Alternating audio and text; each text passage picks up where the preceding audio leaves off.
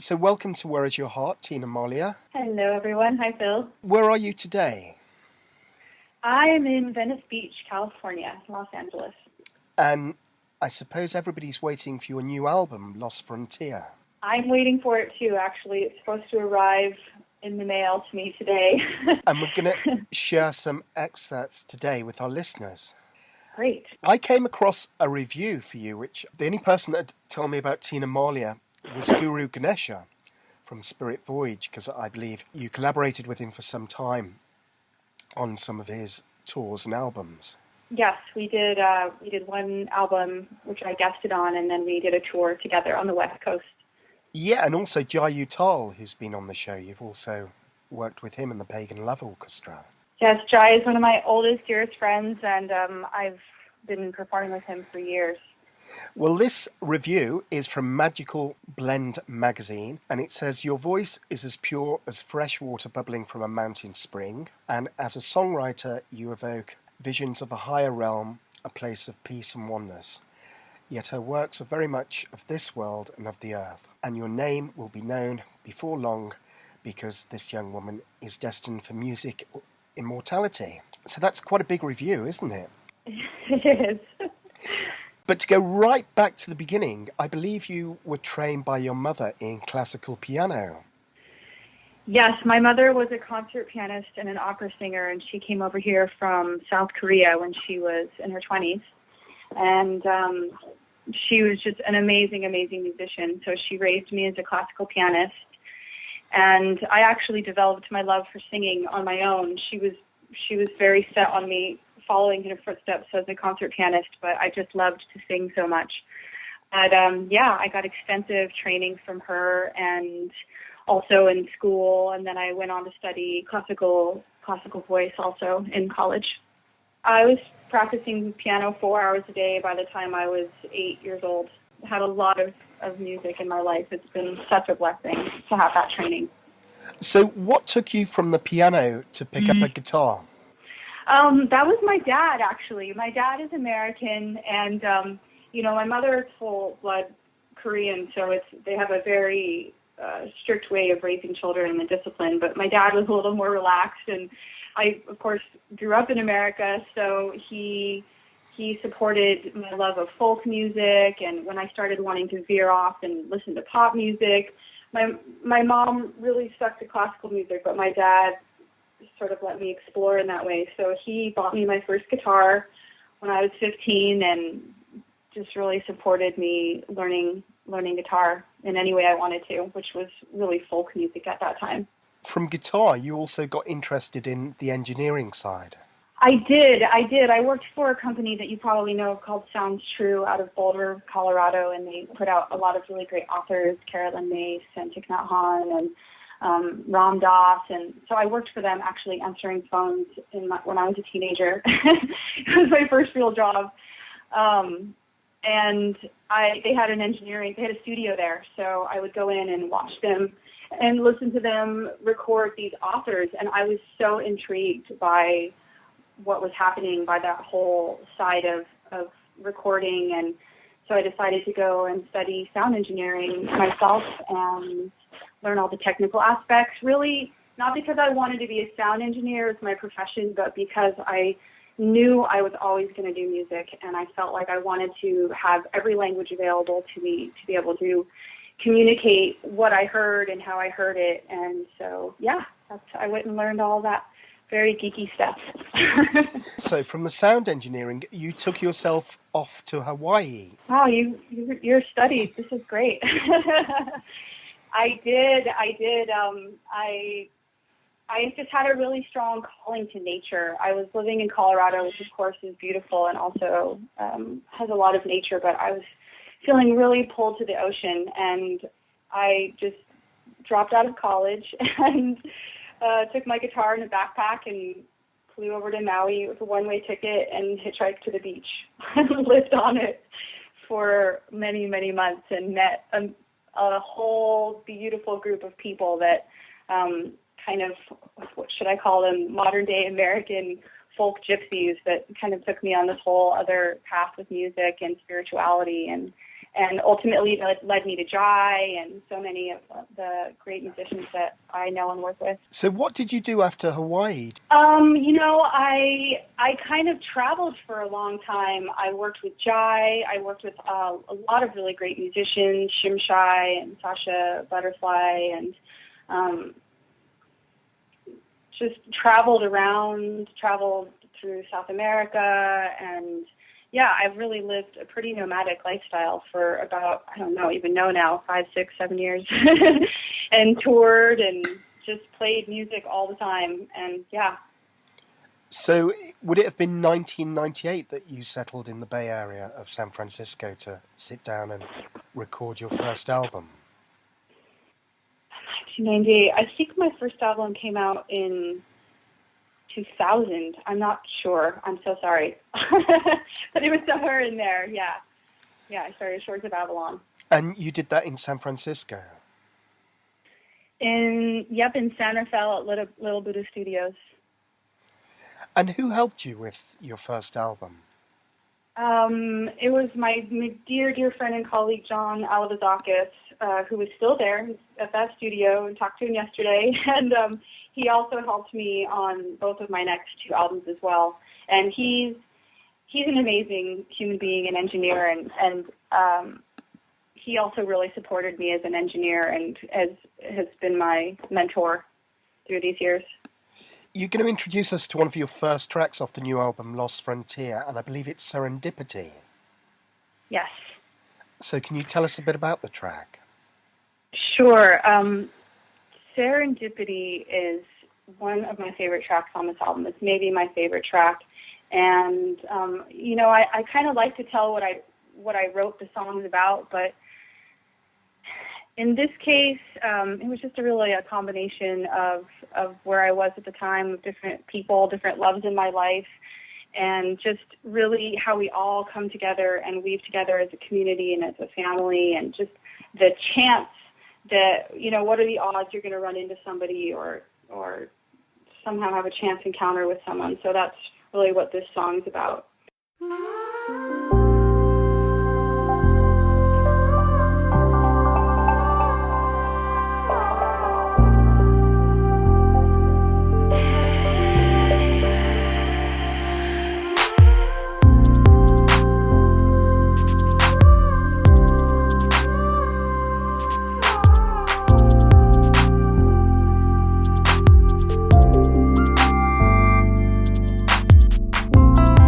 What a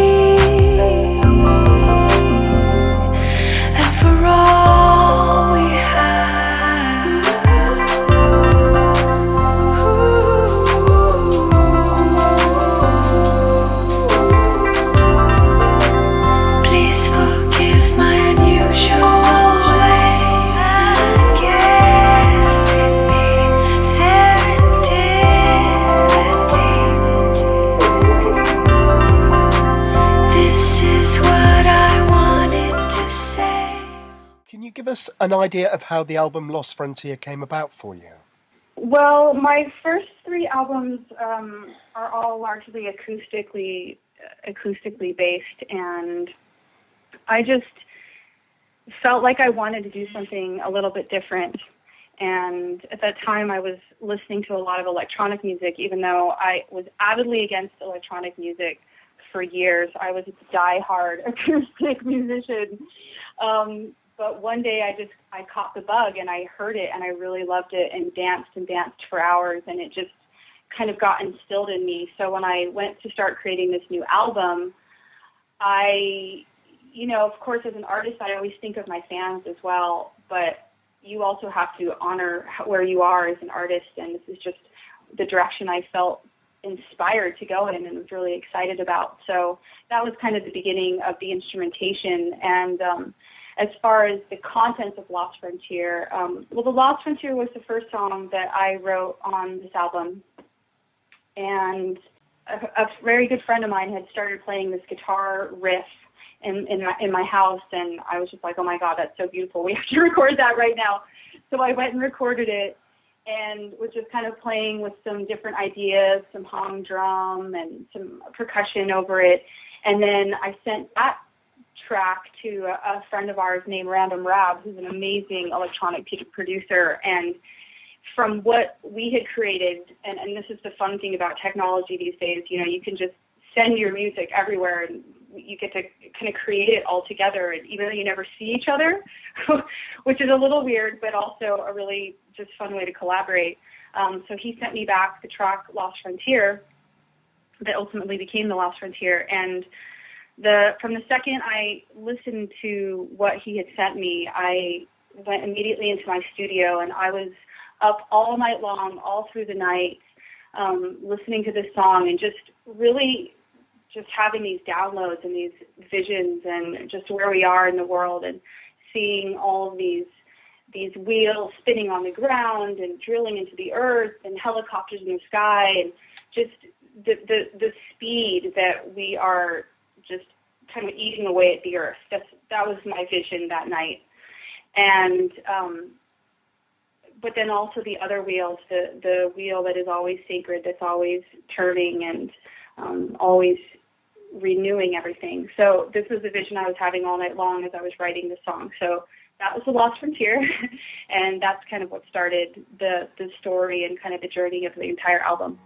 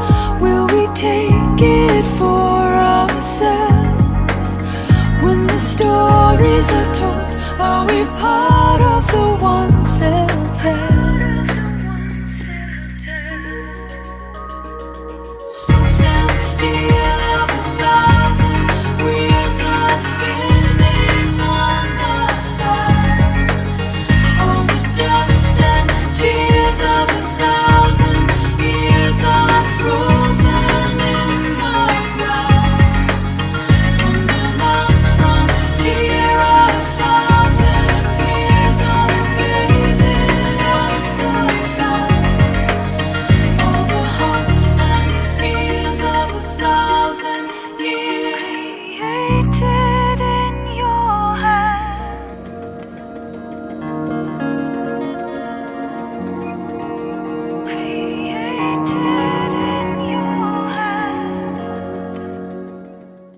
And will you be touring this album? Oh, yes. And where will the tour start? Do you know yet? I do not know yet. I do not know, but I'm itching to tour. And if people want to find out when the tour starts and where to get the album and stuff, where should they go to? Sure. Well, you can always just go to tinamalia.com, TINAMALIA.com, and that will direct you to my Facebook, YouTube. It's always pretty much Tina Malia music, and you can find everything there. The albums with Guru Ganesha and Jai Uttal, they would have been more geared towards devotional singing, whereas the new album's more of a departure for you, isn't it? More into the mainstream. It is. It's definitely more in the mainstream, but I'm a devotional artist. That's who I am. It's what I love to do, and so for me, it's just different expressions of it. It's, I have a whole album in Sanskrit that's obviously purely for that, but all of my albums are, for me, a journey of the heart and an offering to spirit, and that's how I create all the music I create, because it's my path and it's what I love to do. So this one, yes, it is more mainstream in that it's all in English and it's more geared to the pop electronic soundscape, but it's still devotional for me. Now, staying on that note, Tina, where is your heart? Well, Phil, my heart is in two places. Same place, but two places. Because I knew you were going to ask me that question, so I really thought about it. The first one is mantra. And I've told this story in other interviews before, and I apologize if you've heard it before, but it's my only story. It's the only story that is important to me as far as mantra is concerned. And I was living with Jai and his wife in a house in Santa Fe, and I was going through a really hard time in my life personally. My mother had passed, and I was just in a very deep depression.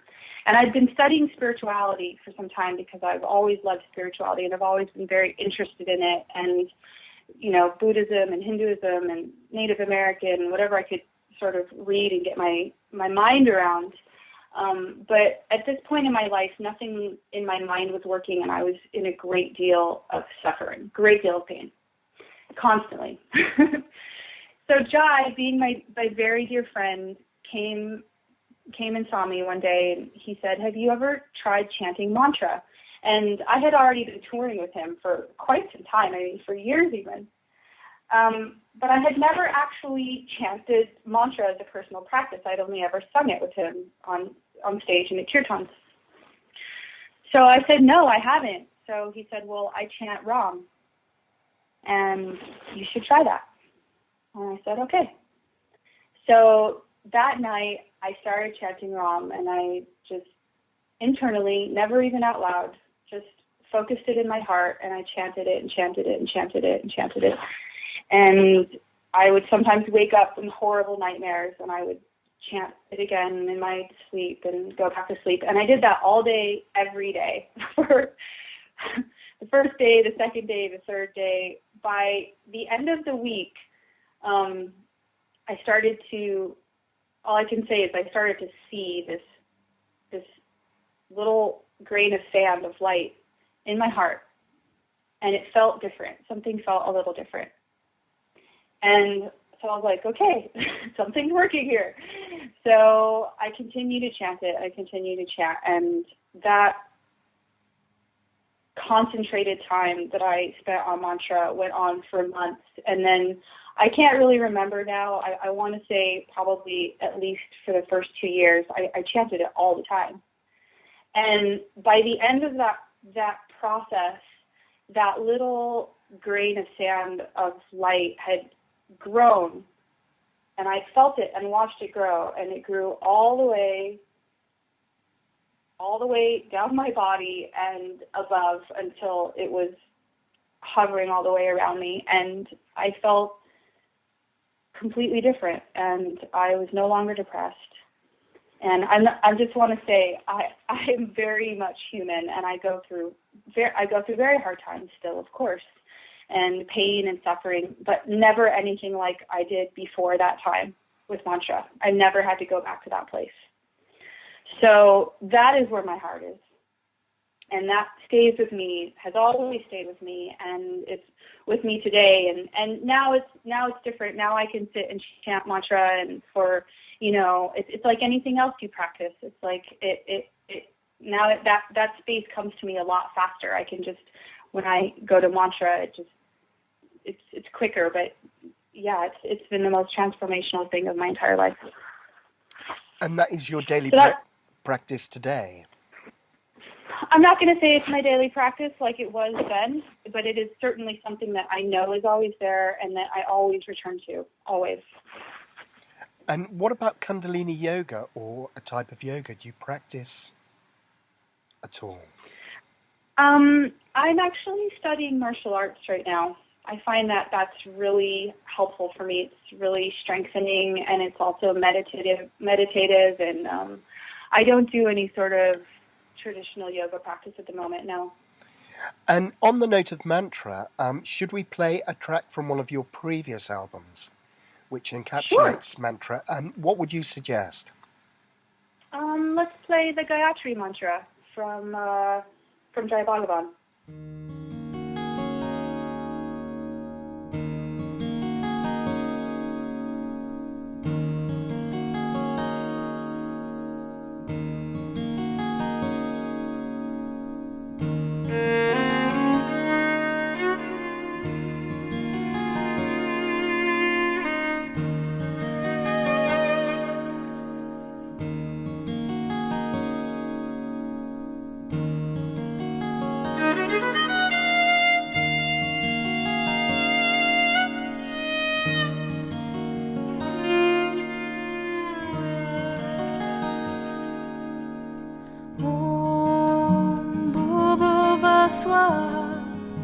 Tatsavitur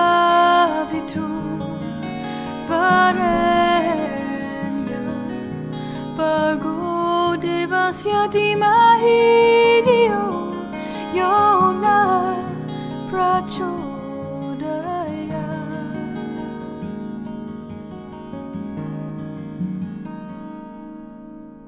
Om Bhuvaswa Tatsavitur Varenyam Bargo Devasya Dhimahi Dhiyo Yona Prachodaya Om Bhuvaswa Tatsavitur Varenyam Bargo Devasya Dhimahi Dhiyo Yona Prachodaya Om Bhuvaswa Tatsavitur Varenyam Bargo Devasya Dhimahi Dhiyo Yona Prachodaya Om Bhuvaswa Tatsavitur Varenyam Bargo Devasya Dhimahi Dhiyo Yona Prachodaya Om Bhuvaswa Tatsavitur Varenyam Bargo Devasya Dhimahi Dhiyo Yona Prachodaya.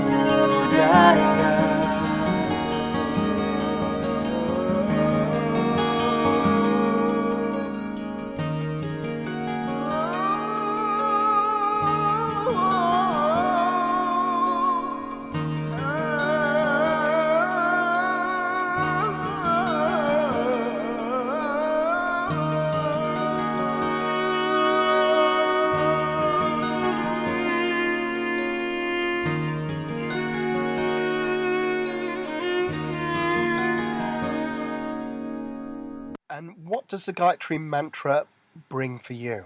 Considering that my first language is English, and therefore, while I have sung a lot of music in Sanskrit, and I love Sanskrit, for me, most everything in Sanskrit is basically saying praise God. That's how I hear it, at least. And for a large part, I think that's what it translates into anyway. So for me, the Gatri Mantra and this mantra and this version of the mantra in particular, it was really when I heard the music and the melody of this mantra that just blew me away. That it was just so beautiful that it really carried that prayer and that intensity of that prayer so deeply. And that's why I picked that song to do and put it as the first song on the album, because it just has this power. And I'm not going to say that it's another version of the Gatri Mantra, because I know that it's a very, very special mantra. But that's what it does for me. I love this version. This is the melody of this version.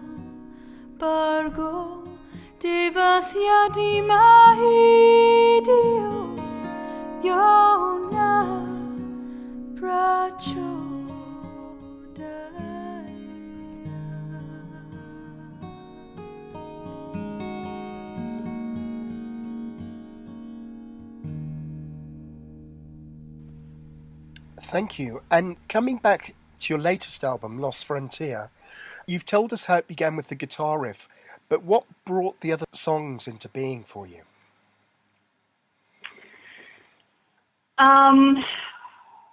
Well, it's just my journey on Earth. That's all I can say.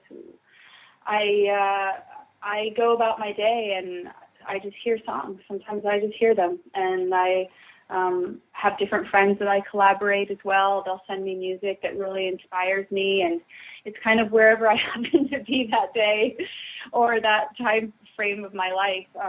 But always when I'm writing for me is so healing for me. And that's why I write music that I love to put inspirational context into, because it helps me. So that's kind of how all of my songs originate. I know that the next song we were going to go into is Spinners of Yaro. And interestingly enough, kind of on the story of the Lost Frontier, so there's a bit of a journey on this album, and as I've mentioned before, it kind of starts for me with this sort of shock of reality, of so much of the intensity going on the planet as we speak. And it becomes this woman's journey through that. So the next song that we're going to is Spinners of Yaro, and Spinners of Yaro is, for me, the female version of the song The Lost Frontier. And when I say that, what I mean is that it uses the same guitar riff as The Lost Frontier, but it's a whole different journey. The journey I saw for that song was of this warrior having gone through war and coming upon this river and finding a group of women washing their clothes in the river. So it really ties in just the indigenous and the nature and the feminine, and it's a real song about washing while still hearing the sounds of war in the background. So that's what Spinners of Yaro is about. So it's the yin to the yang. Yes.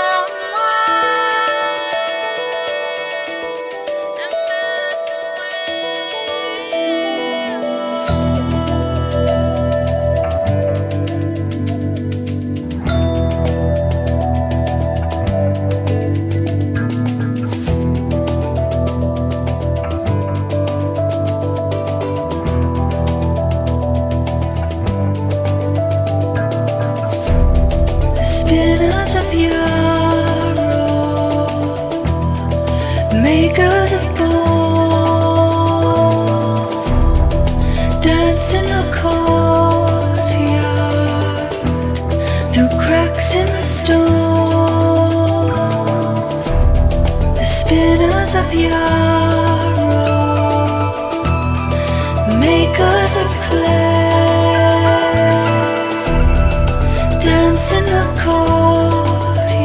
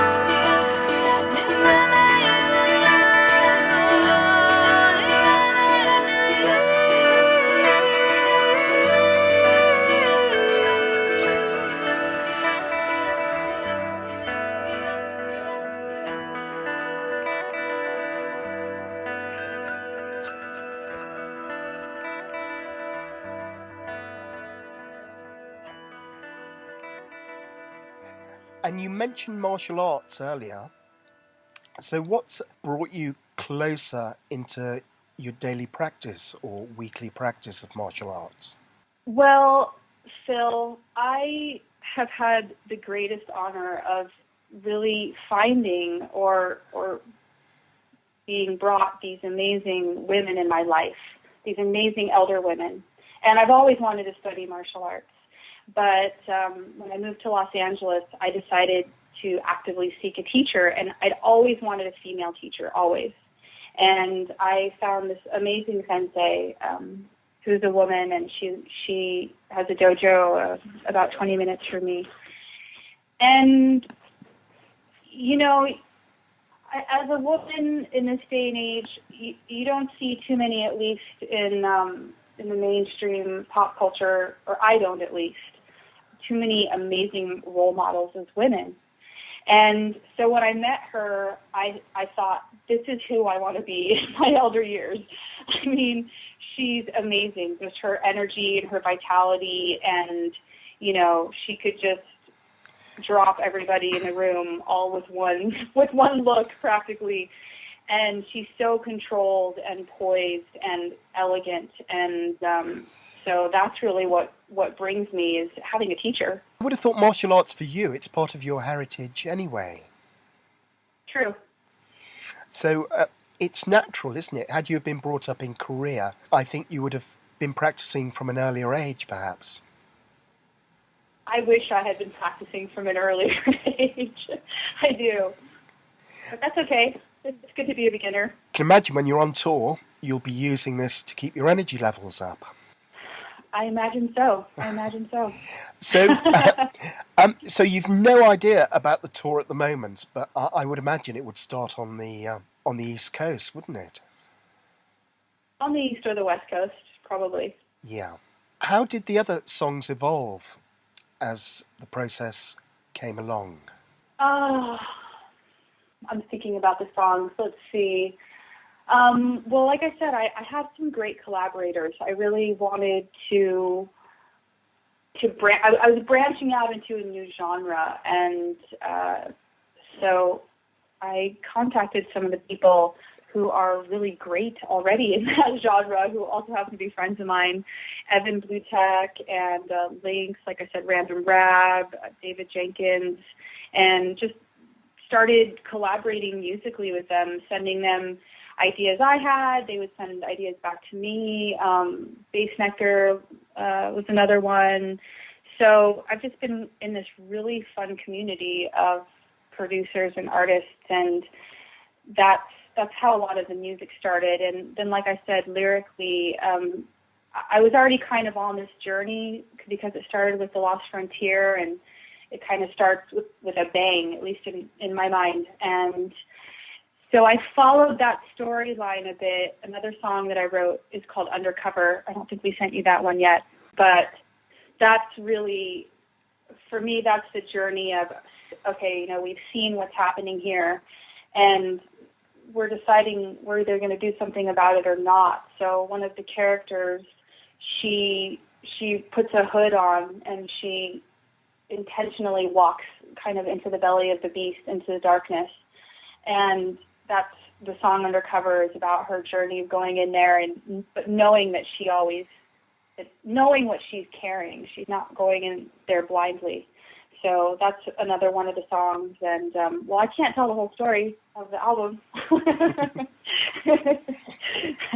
What fun would that be? Exactly. So what is a day in the life of Tina Malia like at the moment? Wow. I just would like to preface this with, this changes drastically all of the time. I'm going to give last week, and then I'll give today. Basically, as of last week, I was waking up, drinking a hot beverage, sitting at my computer, and finishing the music, editing it, finishing the final mixes, listening to them a gazillion times in every possible order, making sure all of the song order is correct, and then finishing the artwork, editing some of the music video, popping some healthy food in my mouth every now and then, and going for a run. I always run in the morning and or in the afternoon, somewhere in there, and crashing, basically, and waking up and doing it all over again. Music is my practice. Music is my spiritual practice, and it's for myself, and it's also the thing that I feel like that I can give the world that really has an impact and creates peace and beauty in people's lives. So I put everything I have into that when I have to, all day, every day. So that's what I've mainly been doing. And like I said, I've been waiting for my master, so I'm a little bit more relaxed right now, but I pretty much spend all day working. And then I guess you'll be going into rehearsals, putting a band together ready for the tour. So intuitive you are, Phil. That's exactly what I'm doing right now, actually. I was built for touring. I love adventures. I love meeting new people. I love new cities. I love new cafes. I love singing for people. It's really probably my favorite thing to do in the entire world. So I know Jai doesn't love big tours. It's true. But then again, Guru Ganesha, he could tour year after year. Oh my God, he's crazy. Oh yeah, he would never stop. We loved touring together. We both had so much fun. We had the greatest tour. We really did. We had so much fun. Can you tell us some fun things from the tour with Guru Ganesha? Wow, where to start? Well, we just had such a great team. That's really the key thing to having a great tour is everybody from the bus driver to the lead singer has to know, singers in this case, have to know that we're there as a team.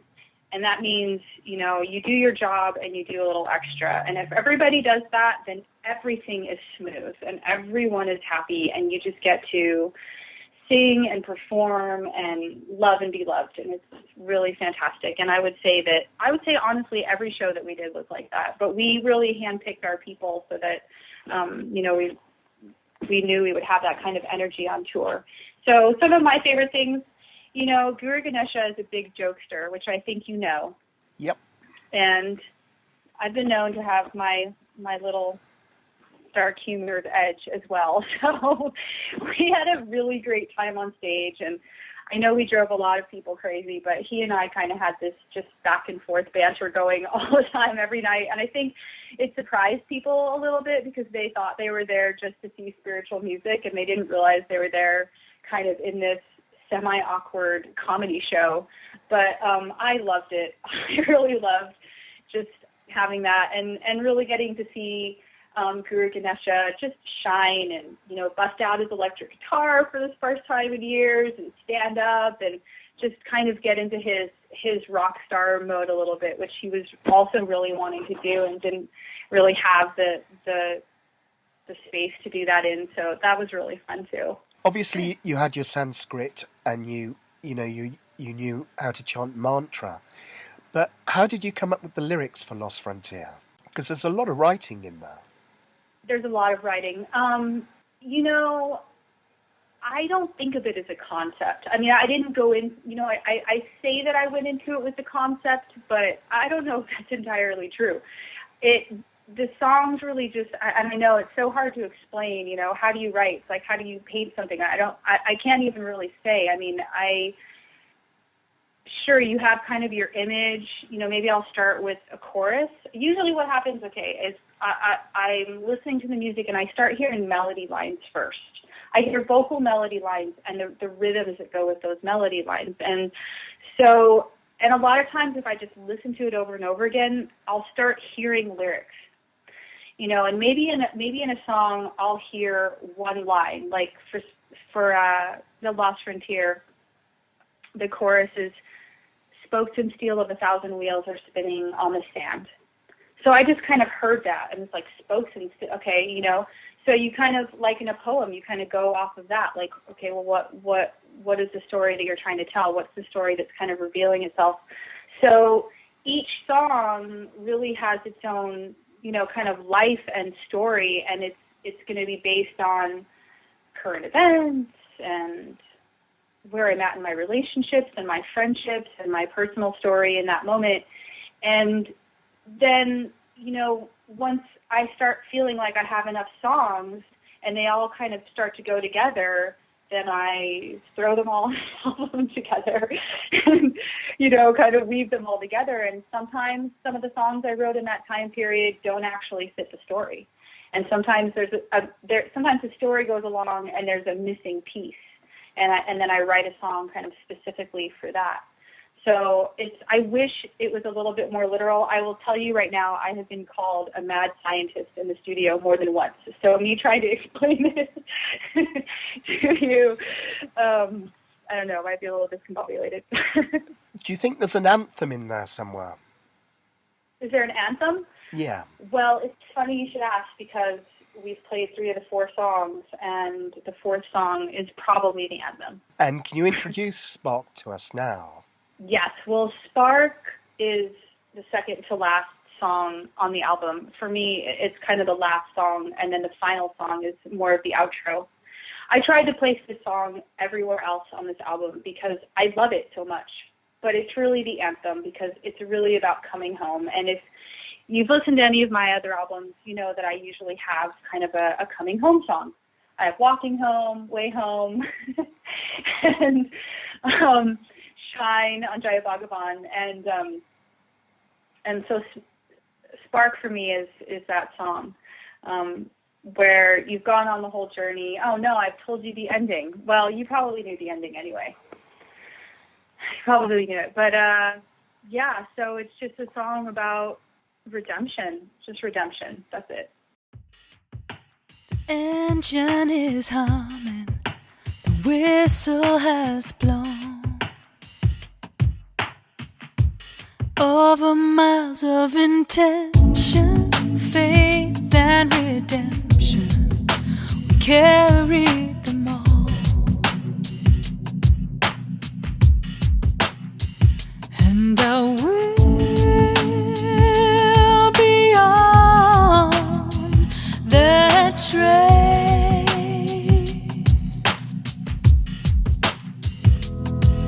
pulling around the bend.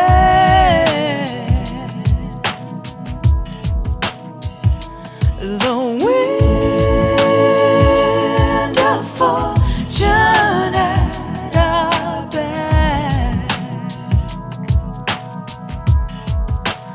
Watch for the spark, the hum and the rumble on the railroad track.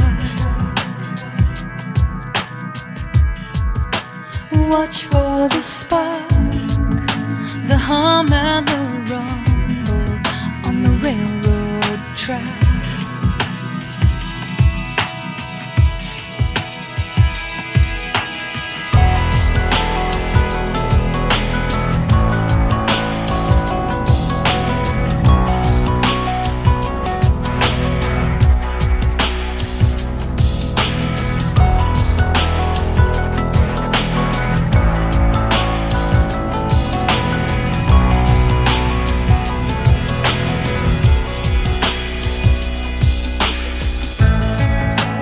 What would you ask for? What would you give? What would be worth more than to be near you again?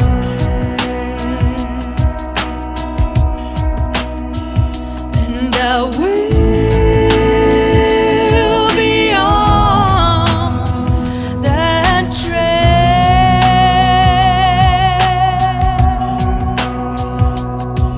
pulling around the bend.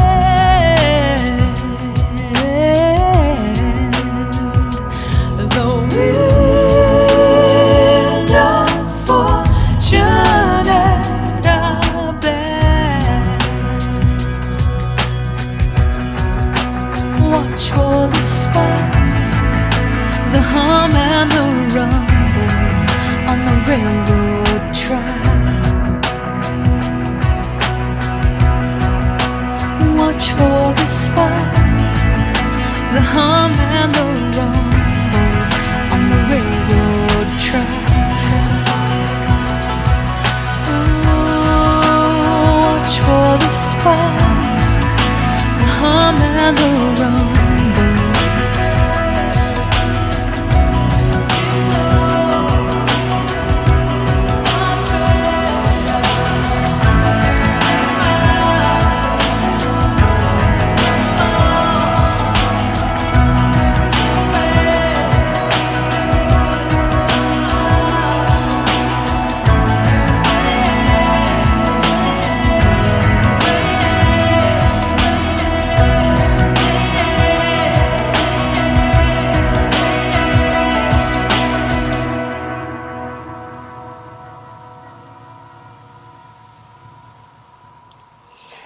And talking of redemption, obviously you've got a lot of rehearsals and then the tour. How do you think the next album will evolve?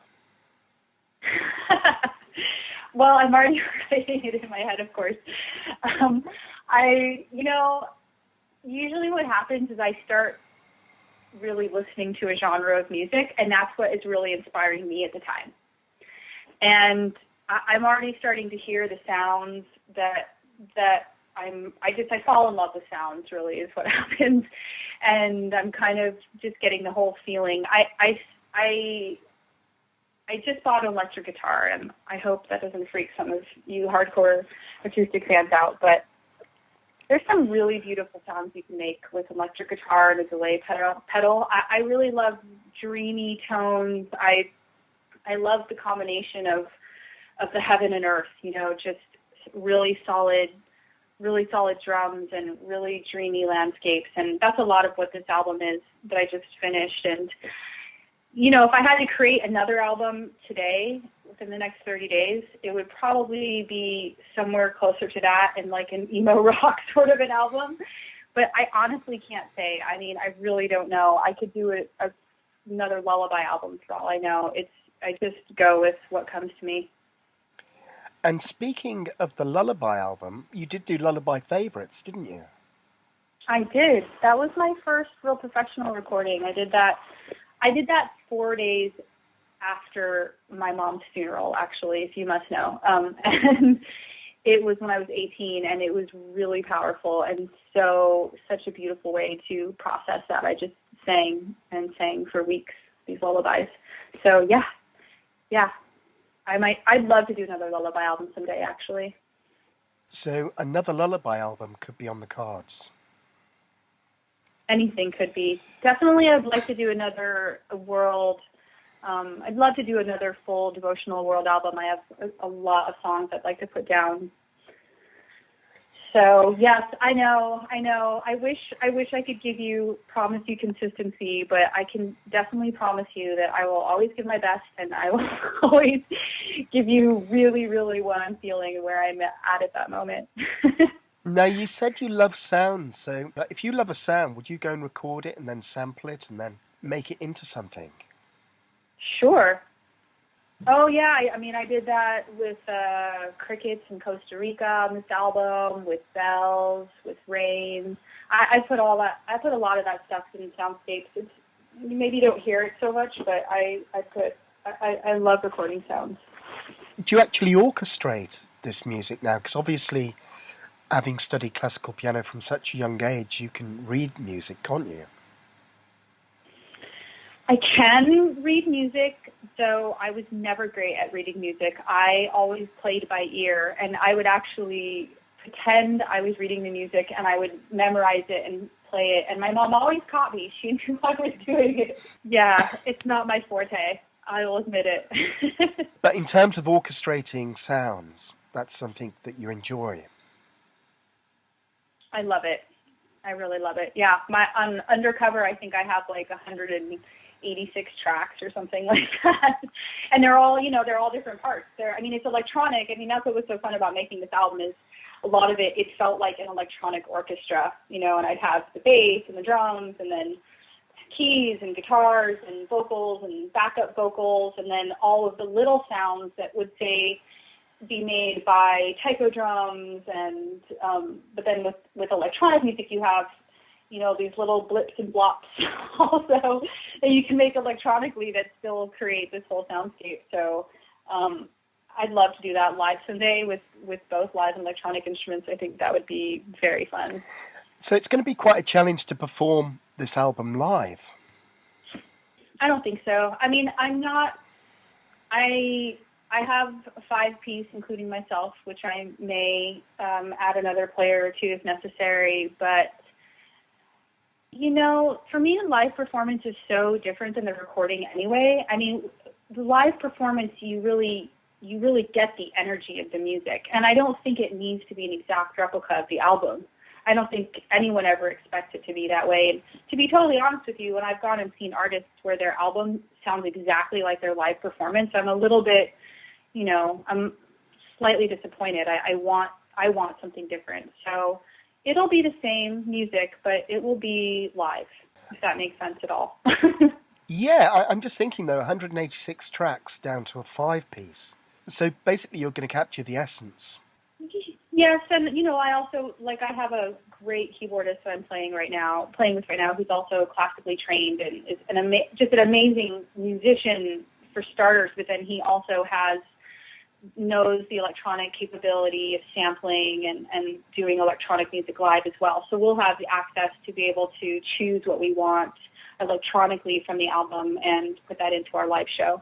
So a lot of it's already programmed in before you go on the road. A lot of the sounds are. I mean, Yeah. He will, you know, like a keyboard, he'll trigger them, but yes. So should we leave our listeners with a lullaby this evening?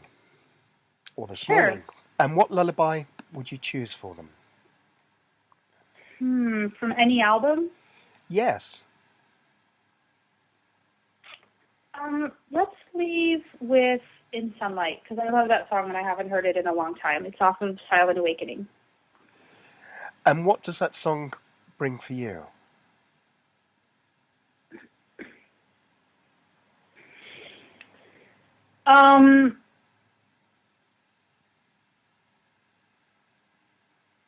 It's just really light.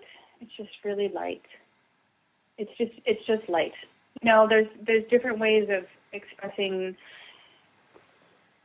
different emotions and different states of being, and I don't like to rule any of them out. I'm okay with going into some of the heavier places of life and looking at them and transforming them if necessary.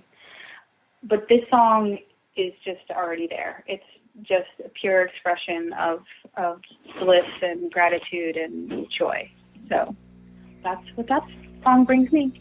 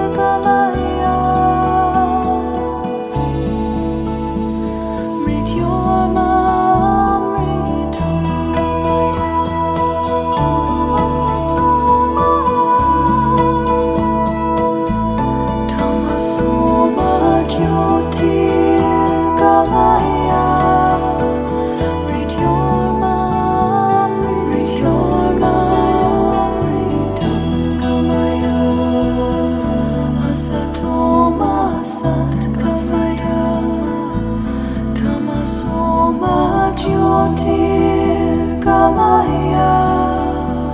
Read your mom, read your guide. Do you asatoma sat gamaya?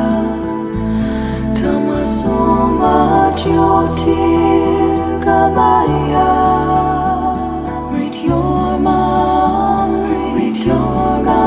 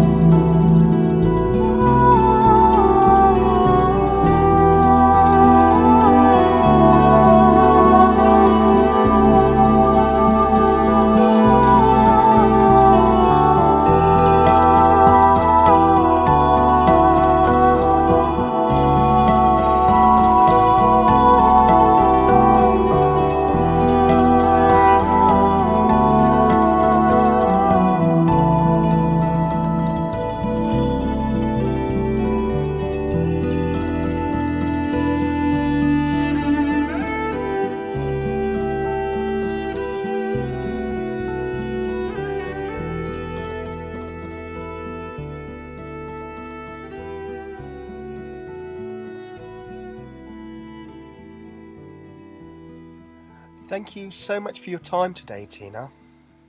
Thank you, Phil. Thank you, everyone. And good luck with the album. Thanks so much. Take care. All right, bye-bye. Bye.